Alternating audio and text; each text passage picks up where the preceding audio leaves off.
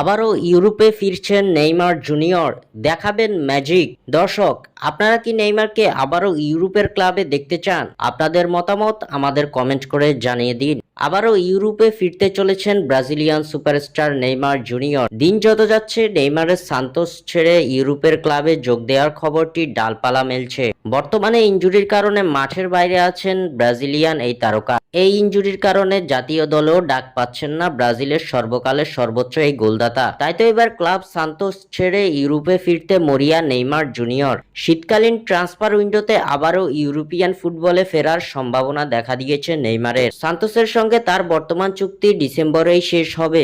এরই মধ্যে ইতালি সহ ইউরোপের বেশ কয়েকটি বড় ক্লাবের কাছে প্রস্তাব দেওয়া হয়েছে তার পক্ষ থেকে। ট্রান্সফার বিশেষজ্ঞ সাংবাদিক ফ্যাব্রিজিও রোমানো জানিয়েছেন, ইন্টার মিলান এবং নাপোলি নেইমারকে দলে নেওয়ার বিষয়টি পুনরায় বিবেচনা করছে, যারা গত গ্রীষ্মে তাকে নিতে অস্বীকার করেছিল।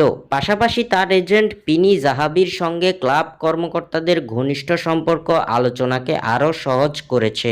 মাঠের বাইরে বর্তমানে নেইমারের মূল লক্ষ্য হলো জাতীয় দলে ফেরা ও কার্লো আনচেলত্তির অধীনে 2026 বিশ্বকাপে ব্রাজিল দলের জায়গা করে নেওয়া, যার লক্ষ্যে নেইমার এমন ক্লাব খুঁজছেন যা তাকে কয়েক মাসের মধ্যে আবার সেরাটা দেখাতে সাহায্য করবে। তাই ধারণা করা হচ্ছে জানুয়ারি মাসেই নেইমার ফিরতে পারেন ইউরোপের কোনো ক্লাবে। স্বাক্ষর থেকে সাদবিন ইসলাম।